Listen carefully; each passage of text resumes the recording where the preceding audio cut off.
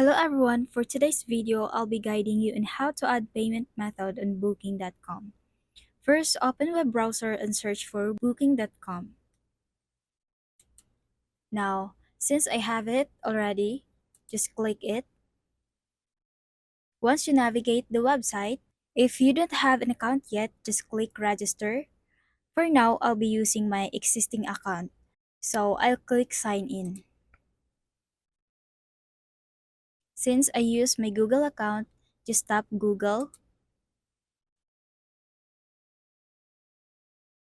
and it will redirect you into this dashboard.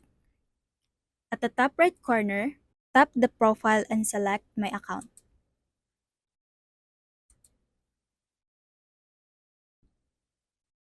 Now scroll down and navigate the payment info and select Payment Method.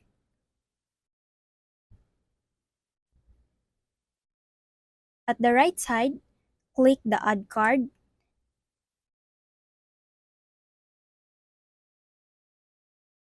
Now, type your card's holder name and card number and also the expiration date. After that, just click Save and there you go. Your payment method is already added. And if you like this video, please consider liking, sharing, and subscribing for more updates.